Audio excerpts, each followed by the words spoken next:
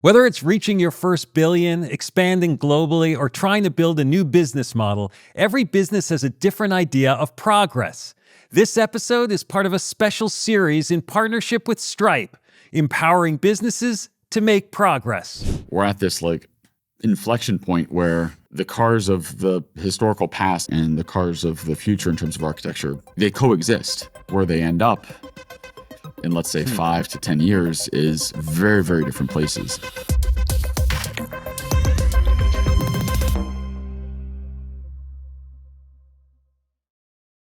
I'm Bob Safian, and I'm here with RJ Scaringe, founder and CEO of electric vehicle manufacturer Rivian. RJ, thanks for joining us. Yeah, thanks for having me. I'm excited to be on. So I have to start with the elephant in the room, who is Elon Musk. Tesla, biggest player in electric vehicles. Musk, on the cover of Time as Trump's ally. Do you have a relationship with Elon? Are you excited about what he's doing in DC? Dismayed? Confused? Yeah, well, at the end of the day, what Elon and Tesla have done has been incredible for electric vehicles. And, I think there's a lot of noise, but it's important to remember that as a business leader, he's, of course, going to continue to be driving towards things that help electrification in the long term. And I think there may be lots of different perspectives on what are important things to do in the short term. But I think net, I think it's good to have an important leader and innovator in the electric vehicle space that has a very close access to the administration. Obviously, Rivian and Tesla are competitors. Is him being focused on this government stuff, does that allow maybe he's distracted a little bit from Tesla's business? Or is it like Tesla gets extra attention, maybe special treatment? Do you worry about either end of those things? There's so many things that we could get distracted by or pay attention to in terms of external factors, things that are outside our control. We're focused on developing amazing products, making sure that those amazing products, come together in a really cohesive and thoughtful way. And right now we're hyper focused on the launch of our next product, which we call R2, which is a much lower priced vehicle for us and really will represent a step change in volume and therefore a step change in revenue for us as a business. But there's definitely a lot of noise in the system these days, and I think at the end of the day, it's most important just to stay really focused on the things that we can control. It's hard because there's all these external factors like the tariffs, which everyone's talking about what it's going to do for automakers or how difficult it might be. Although you guys, I guess, are a little less exposed than some of the other automakers. Like when those kind of executive orders come out against Mexico and Canada, what do you think? Are you prepared for it? Leading up to the election and then following the election, we've done tabletop exercises where we look at what would we do under these different scenarios and planned out different tariff scenarios, different trade relationships and trade scenarios. But as you pointed out, today we have all of our products being produced in a single plant in Illinois. We're building a second plant in Georgia. So our footprint is, in terms of vehicle assembly, very U.S.-centric. And then even our supply chains are also very U.S.-centric. So we're more protected, if you will, than some of the other very large manufacturers that, in a large part because of NAFTA, because of the trade relationships that have existed between the United States and Mexico and Canada for decades, have built significant industrial footprint in those countries. And it's going to be extremely challenging for them if the tariff environment is as aggressive as has been discussed. It feels like the EV market goes through these sort of waves, of enthusiasm and then dips, in consumer excitement and government support. It feels like we're in a little bit of a down moment when you see, GM and Ford pulling back on their electrical vehicles. How much do you think about, what others are doing as like a signal for yourself to kind of, if they're going to pull back, I got to pull back? Or is this this is the moment. This is a great opportunity to make up some ground? The element of noise that's probably least talked about is the extreme, almost hyper focus on the short term, I'd say across a lot of industries, but in particular, transportation and electrification. And what happens over the next month, 3 months, 6 months, 12 months doesn't change the end state outcome in our view. We're extremely convicted that eventually everything will be electric. And the gating factor for that ultimately is the creation of lots of interesting products to draw customers in. And if there's a very narrow set of products, it is going to, significantly delay how fast we as a society and certainly we as a country make this transition. If I'm thinking about buying an electric car and I'm willing to spend, let's say, $50,000, there's very few products that I would say are highly compelling. Tesla is one of those. The Model 3 and the Model Y are both outstanding products, outstanding EVs. And it's this lack of competition that's led to them having such significant market share. And I think in order for us to see electrification penetration really continue to grow, we're going to need to see different products. And that's not to say products that are the same as a Tesla. In fact, the opposite, products that are very different, products that cover different market positions, form factors. And the brand position we established with the R1 products is very different than Tesla. Of course, the price points of, let's say, a Model S and a Model X are very similar. They couldn't be more different in terms of how the products manifest. The market's so thirsty or so hungry for different choices.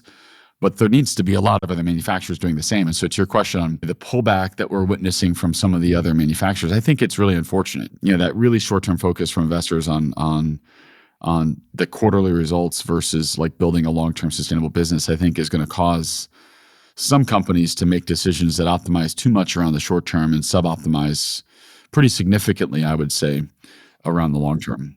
It's ironic, right? That sort of your competitors, in some ways, you want them to be in the business to grow the whole pie. Yeah. Whereas for a lot of, businesses, they're happy to be able to have their competitors pull back. That's not good for you. Yeah. It's funny. My oldest son asked me about this because he said, why are there still gasoline cars? Why isn't everything electric? And I said, well, there's a lot of people want different types of vehicles. So if you wanted a minivan today, there's no electric minivan you could even buy. Or if you wanted a convertible, there's no electric convertible you can buy. And he said, well, why doesn't Rivian just build everything? And I said, well, I said, that's a great idea, but we have to choose the things we're going to build. And our brand position is such that we're not going to be able to go after every segment and every form factor. So, 8-year-old had the intuition to ask the question. And I think it's a pretty obvious gap we have, which is there's not enough choice. We need more choice. And, if the other manufacturers are not there, of course, in the short-term basis, you'd say it's from a competitive point of view, it is an advantage to Rivian. But I started Rivian because I want to help the world advance to this future state. So I think what's best for my kids and my kids' kids is for there to be lots of choice, for there to be many highly successful companies in the EV space. And we talk about EVs as the singular difference between cars, but it really encapsulates a lot of things. I'm sort of implicitly assuming that these are software-defined vehicles. They have modern network architectures. They have features that can be updated regularly through over-the-air updates. And electrification, by coincidence, brought those changes along with it.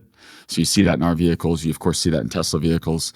I think that's going to become an increasingly large gap where the vehicles that have much older technology in terms of software and electronics are going to start to feel really old relative to vehicles that have been architected around a completely software-defined experience and compute platforms within the vehicle. I live in New York City. I've gotten pressure from my kids, older than yours, but they're like, we should have an electric car. But in the city, like charging stations aren't easy to find. I don't have a house with a driveway. A lot of our car trips are long. It's sort of like EVs aren't really for me yet, even if I want it, right? Good call out. And this gets back to the core question of like, what's the path to see, us approach 100% new vehicle sales being electric? It's enough product choice. It's the infrastructure to support charging. It's solving these harder infrastructure issues, which, for folks that live in a highly urban environment, these are real challenges. You can't press a button and it happens overnight. It's taking time. Yeah. And there's only so much of that is under your control at an organization like Rivian. I mean, is that why when you look at Musk being closer to Trump, you think maybe he'll help him, move some of those things along more? It doesn't necessarily feel that way right now. I have to imagine that, in those discussions, there's going to be a point of view that's going to help guide more towards creating at least the option for customers of electrification. Yeah. So the first mainstream EVs and hybrid cars were small, and light. When you debuted, it was with like an SUV and a truck. Bigger seems to be the trend. Is there a reason you went in that direction? When I first started the company, this was middle of 2009, and the initial product plan was we were going to launch a sports car, use the sports car to build the brand, then take the brand and launch a whole series of other products that would be more mass market. And we worked on that for a little while. And while we're doing that, I realized that the strategy we were deploying was actually very similar to what Tesla had successfully already done. It wasn't by intention, it was more by accident. It's just a very logical way to start a car business, is to say, start with something that's really exciting, and so therefore a sports car, and then scale from that. And of course, I'm a really pretty heavy car enthusiast, so starting with a sports car sort of spoke to my inner child. But as we reflected on it, I realized the strategy just wasn't right. We shelved everything we'd originally started on. We arrived at this idea that the brand and the company we create should represent a lot more than just the vehicle. And we wanted to represent the idea of enabling, but importantly, also inspiring customers to do the kinds of things they want to remember for decades. And so really building a brand and a company around this idea of enabling life's memories. And so that meant, as you translate to like, what are the product requirements to do that? It's vehicles that can carry your kids, your pets, your gear, your friends, your stuff. And that led us to a sibling set of products, the truck and an SUV. It had us going up against the least efficient vehicles on the road. So large SUVs, large trucks are among the most carbon intensive vehicles in terms of emissions. And then of course, there's going to be follow-on products, and creatively named, the first of which is R2. The next after that, the sibling to R2, is R3. We've done a lot of the conceptual work of what an R4 would look like and what an R5 would look like. And I couldn't be more excited about the product portfolio that's going to be built out, over the next 5 to 6 years to create lots of really interesting choices for customers across different price points, but also with different form factors and different use cases. I talked recently to Peter McGinnis, who runs Impossible Foods, and he argued that sort of environmental messaging has to take a back seat to other kinds of experience.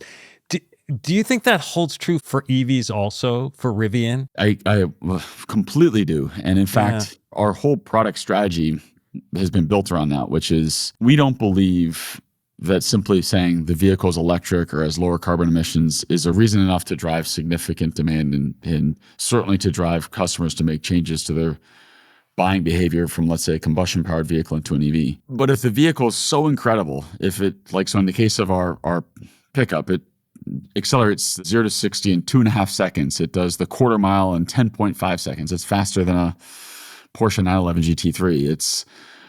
It can drive incredible off-road. It can tow 11,000 pounds, and you can fit 5 people in it. It's like, holy cow, that is a cool thing. And the fact that it's electric is secondary to the performance, the attributes, the features, all of it together as a cohesive package. And so here in California, the R1S is actually the best-selling premium SUV in the state of California. Not premium electric SUV, just premium SUV. So it outsells anything over $70,000 in the SUV category. And it's not a political statement. It's customers that are, vote Republican, vote Democrat, are both excited about the features and the attributes of what we're putting together. And what I'm so enthused about with R2 is it dramatically lowers the entry for folks to experience our products. And our average price of an R1 is over $90,000. On R2, it starts at about 45. And of course, R3 brings that down further. R4 brings it even further down. So these are things we're really excited about. You talk about the brand and you talk about the product. When you think about what makes Rivian distinctive and will make it distinctive in the long run, like, is it one of those more than the other? One of the things we say is a brand is not a feature. So a brand is not a 0 to 60 time.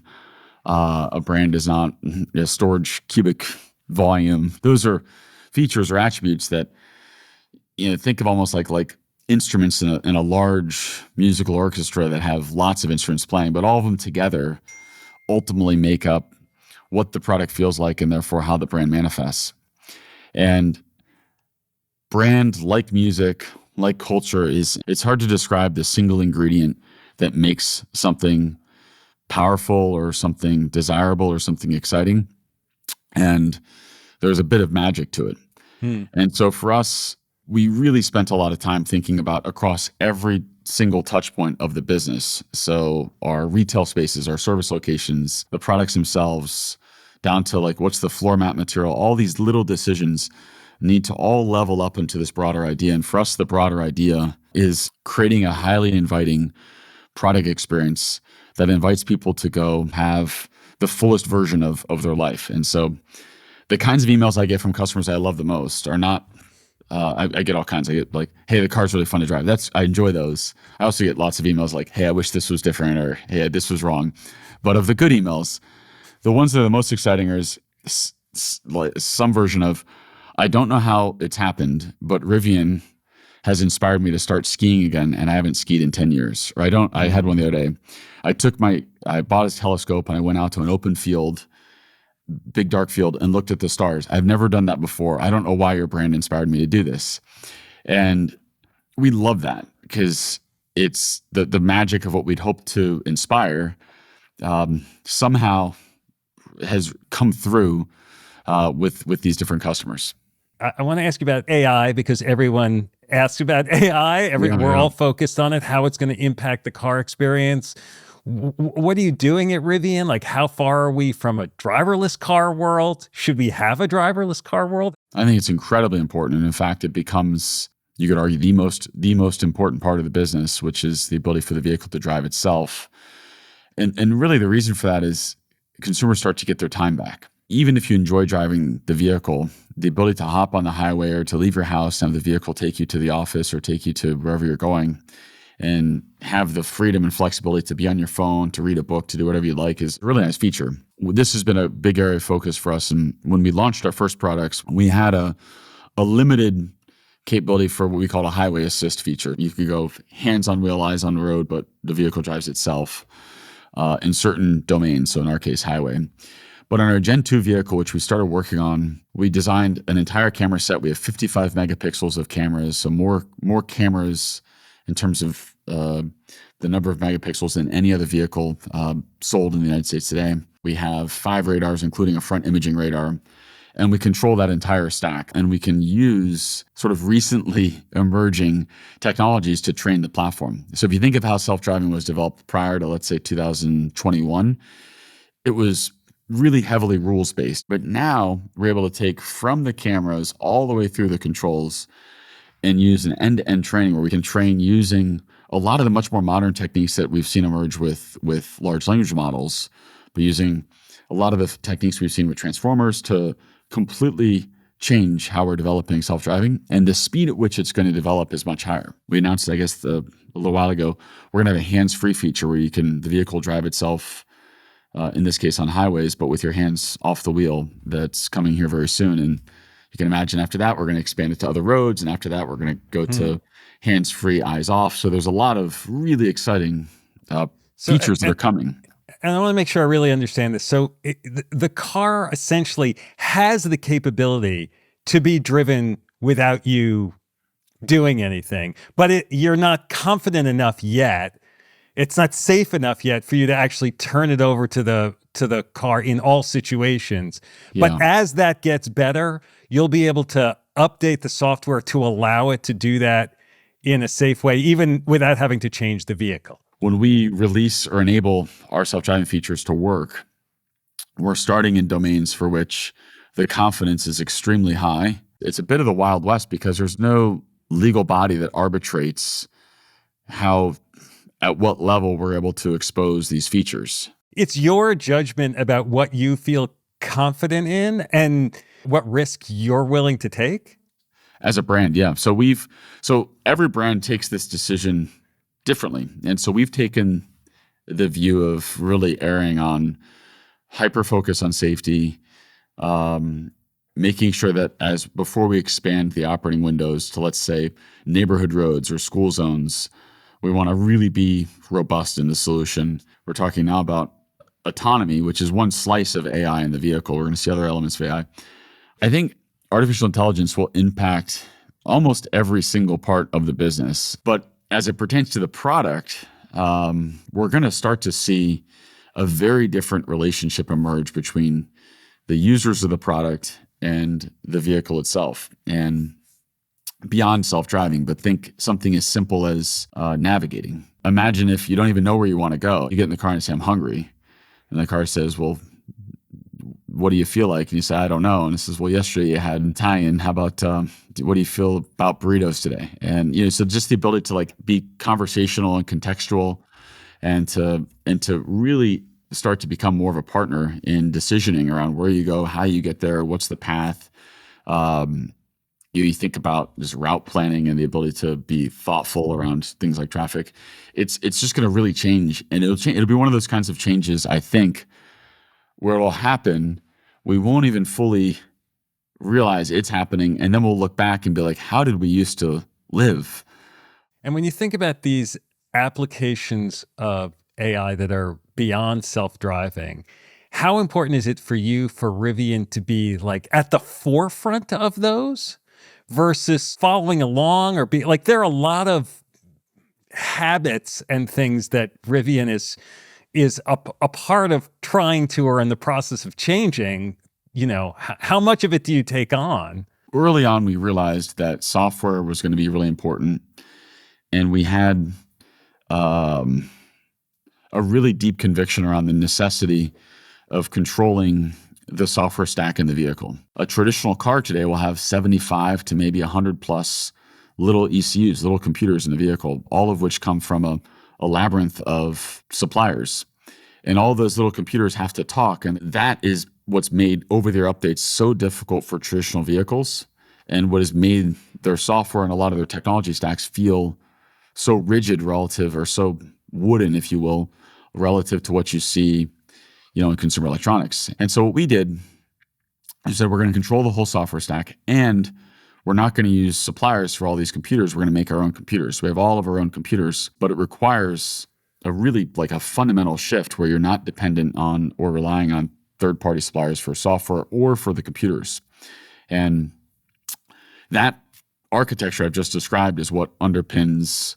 We did a $5.8 billion joint venture and licensing deal with Volkswagen Group, second largest car company in the world, where we're now providing software and electronics to enable what I just described that allows them to step massively forward in terms of network architecture and software topology. Mm-hmm. And that's, of course, what we architected. So if you don't have that, it's really hard to imagine how you properly can build AI in.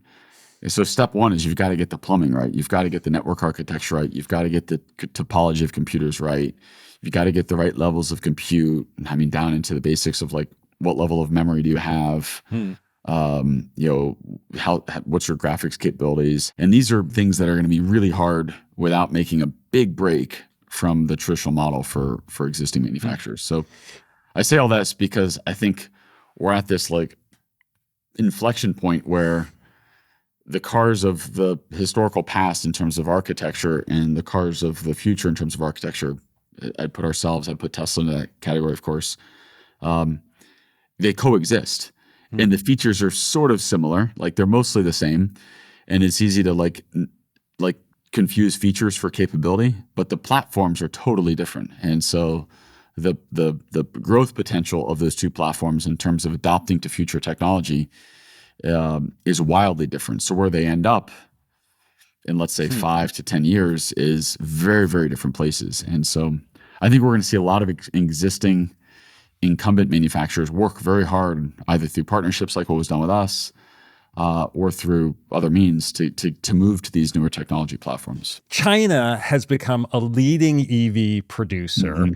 I'm curious what the implications of that are for the car industry. How do you look at what's gone on in China and what it means for your business? The world is electrifying, and the United States as a market is electrifying slower than other markets, certainly Europe or China. But probably the singular issue that I'd say there's very clear alignment between both the Democratic side of the United States and the Republican side of the United States is that the United States needs to continue to lead in technology and to continue to really serve as an economic superpower. And in order for that to be true, we also need to continue to be great at the world's future technologies. China benefited from a lot of government support for EVs? If America wants to stay at the forefront in this kind of technological development, how important is government support in keeping that happening? So China has a lot of different electric car companies. A lot of them are narrowly differentiated. The local areas or local regions for which those companies exist have provided a lot of financing. So as a result, you have a lot of very intense price competition within China to capture market share in what is a huge market and what is a growing market, but nonetheless intense competition. A question remains around whether those products can be sold in the United States, and if so, what's the tariff? I think we can say in the short term, there's going to continue to be not a lot of trade from the U.S. shipping products to China or vice versa, China shipping products, vehicles to the United States. But I think in the long term, everyone should be thinking about this to say, let's imagine a world where we can all compete, freely, meaning we're competing head to head. And so the quality of the products, the quality of the technology, the cost structure of the products. But what I'm describing is probably a 10-year, maybe 15-year horizon for that competitive environment to play out. And so we spend every day thinking about how do we make our products better? How do we look at what others are doing and embrace the competition and see it as an opportunity for us to run faster? That's the mindset we built into the business. What's at stake for Rivian right now? We're in an inflection point. So we've launched our flagship products.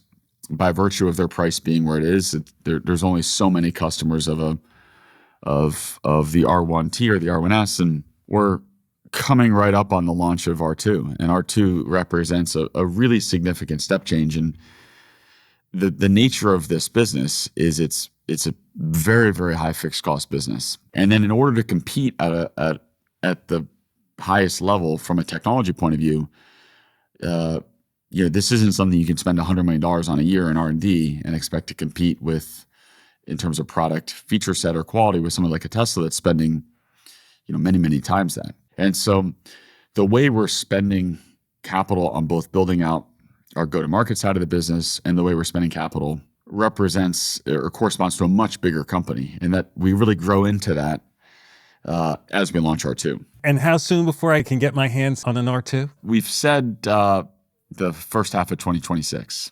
But we haven't said exactly when, but sometime in that range. Well, RJ, this has been great. Thanks so much for doing it. Yeah, well, thanks for having me. I really appreciate the questions and discussion.